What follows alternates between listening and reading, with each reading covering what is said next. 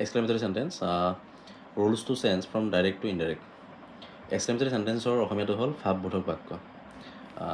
Number 1 rule, reporting verb is sensed as the following way. অৰ্থাৎ reporting verbটো কেনেকৈ change কৰিব লাগে যেতিয়া আমি ডাইৰেক্ট বা ইনডাইৰেক্ট কৰিম.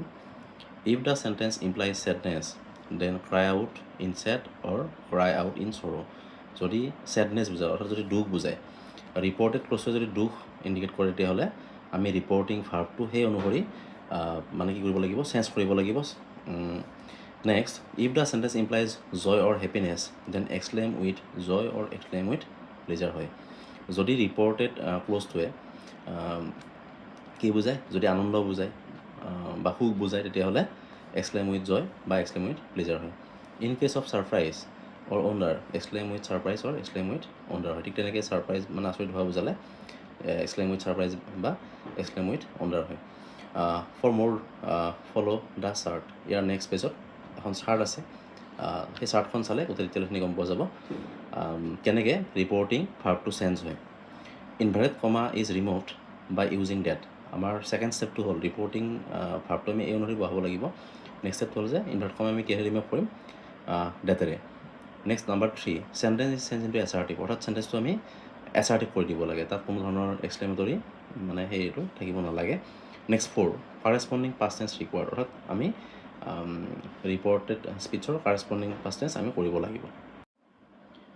হিন্টছ টু চেঞ্জ ৰিপৰ্টিং ভাৰ্ব. এই যে আগত যে পালোঁ ৰিপৰ্টিং ভাৰ্বটো কেনেকৈ চেঞ্জ কৰিব লাগে, ইয়াৰ কেইটামান মানে কি পইণ্ট কেইটা হ'ল ডাইৰেক্ট ইনডাইৰেক্ট. যদি ডাইৰেক্টত মানে হুৰা বুলি থাকে ৰিপৰ্টেড ক্লজখিনি, তেতিয়াহ'লে ইনডাইৰেক্টত যদি কি হ'ব, এক্সক্লেইম উইথ জয় হ'ব. অৰ্থাৎ এইটো কি বুজায়, হুৰাটোৱে আনন্দ বুজায়. নেক্সট ডাইৰেক্টত যদি এলাজ থাকে, অৰ্থাৎ যদি এলাজটো একচুৱেলি দুখ বুজায়, তো কি হ'ব তেতিয়া ইনডাইৰেক্টত ক্ৰাই আউট ইন চৰো অৰ ইনচেড হ'ব.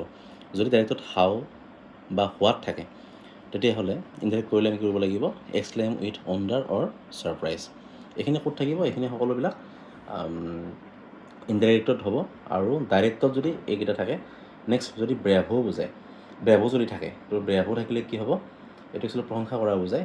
এপ্লাউডেড ছেইং অৰ এক্সক্লেইম উইথ এডমিৰেশ্যন. ইয়াৰ যিকোনো এটা লিখিব লাগিব ইনডাইৰেক্ট কৰিলে. অ' বা আ বুলি থাকিলে তেতিয়া কি হ'ব, এক্সক্লেইম উইথ ছাৰপ্ৰাইজ হ'ব. যদি ফাই বুলি থাকে, এক্সক্লেইম উইথ কণ্টেম্প্ট হ'ব. তো ফাইটোৱে কিন্তু কি বুজায়, ফাইটোৱে একচুৱেলি এংগাৰ বা ডিছএপ্ৰুভেল বুজায়, মানে অসন্তুষ্টি বুজায়. গতিকে তাতে আমি কি লিখিম, ইনডাইৰেক্টত ফাই বুলি থাকিলে এক্সক্লেইম উইথ কণ্টেম্প্ট হ'ব. নেক্সট, যদি গুড মৰ্ণিং বা গুড ইভিনিং যদি থাকে ডাইৰেক্টত, তেতিয়াহ'লে ইনডাইৰেক্ট কৰিলে আমি উইচ লিখিব লাগিব ৰিপৰ্টিং ভাৰ্বটো. নেক্সট যদি গুড বাই বা এডিও থাকে, তেতিয়াহ'লে ইনডাইৰেক্টত আমি ৰিপৰ্টিং ভাৰ্বটো বেড লিখিব লাগিব. এক্সক্লেমেটৰী চেণ্টেন্সৰ মানে কেইটামান এক্সাম্পল ইয়াতে দিছোঁ. He said alas the man is dead. ইয়াতে আমি পাইছিলোঁ যদি এলাজ থাকে তেতিয়াহ'লে আমি ৰিপৰ্টিং ভাৰ্বটো চেঞ্জ কৰিব লাগিব. কি হ'ব, এলাজ থাকিলে দুখ বুজায়. গতিকে আমি কি লিখিছোঁ ইয়াতে, হি ক্ৰাইড আউট ইন চৰো. অৰ্থাৎ এইখিনি বুজিবৰ কাৰণে আমি যিখন চাৰ্ট দিছোঁ, সেই চাৰ্টখন চালে ভালকৈ বুজা যায়. হি ক্ৰাইড আউট ইন চৰো. নেক্সট আমাৰ নেক্সট ষ্টেপটো কি আছিলে, ডেট ব্যৱহাৰ কৰি আমি ইনভাৰ্ট কমা ৰিমুভ কৰিব লাগিব, ডেটটো আমি গুচালোঁ. নেক্সট ষ্টেপটো আছিলে যে আমি চেণ্টেন্সটো আমি এছাৰ্টিভ কৰিব লাগিব. আৰু এছাৰ্টিভ কৰিলে আমি এলাজ ৱৰ্ডটো আমি লিখিব নালাগে, কাৰণ কি আমি কি লিখিলোঁ ইয়াতে ক্ৰাইড আউট ইন চৰো লিখিলোঁ. তো ডেটতে আমি ডকমা গুচাই দিলোঁ. নেক্সট আমি চেণ্টেন্সটো এইখিনি আমি কি কৰিব লাগিব, মানে কাৰেছপণ্ডিং পাছ কৰিব লাগিব. দ্য মেন ৱাজ ডেড, এই যে আছিলে ৱাজ হৈ গ'ল. Next the boys said hurrah our team has won. তো ইয়াতো সেই ছেইম হ'ব, দ্য বইজ. ইয়াতে মই কৈছিলোঁ যে যদি হুৰা থাকে তেতিয়াহ'লে কি হ'ব, এক্সক্লেইম উইথ জয় হয়. তো এক্সক্লেইম উইথ জয় আমি লিখিলোঁ, ৰিপৰ্টিং ভাৰ্বটো আমি চেঞ্জ কৰিলোঁ. Next our team has won, এইখিনি আৱাৰটো কি হ'ব, দেয়াৰ হ'ব, টিম লিখিলোঁ. নেক্সট আমি কাৰেছপণ্ডিং পাছ কৰিব লাগিব. হেজ অন আছে, প্ৰেজেণ্ট পাৰফেক্ট আছে, গতিকে কি হ'ল এইটো past perfect. Next number 3, the girl said what a beautiful flower it is. তো এইটো কি বুজাইছে, এইটো আচৰিত হোৱা বুজাইছে. The girl exclaim with wonder that. এইটো আমি কৈছিলোঁ যে এইটো এছাৰ্টিভ কৰিব লাগিব, গতিকে আমি হোৱাটটো আমি গুচাই দিলোঁ. আমি কি লিখিলোঁ, দ্য ফ্লাৱাৰ. আমি এইটো এছাৰ্টিভ যিহেতু কৰিছোঁ, দ্য ফ্লাৱাৰ আমি ফুলটো নিৰ্দিষ্টকৈ বুজাইছোঁ, ইয়াতে অকণমান চেঞ্জ কৰিছোঁ, দ্য ফ্লাৱাৰ. নেক্সট যিহেতু ইজ আছে ইয়াতে, গতিকে এইটো ৱাজ হ'ল.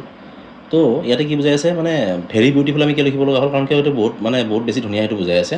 যেতিয়া আমি চেঞ্জটো এছাৰ্টিভ কৰিছোঁ, গতিকে আমি কি লিখিছোঁ ইয়াতে, মানে ভেৰিটো ৱৰ্ডটো ইয়াতে লগাই দিব লগা আছে, ভেৰি বিউটিফুল.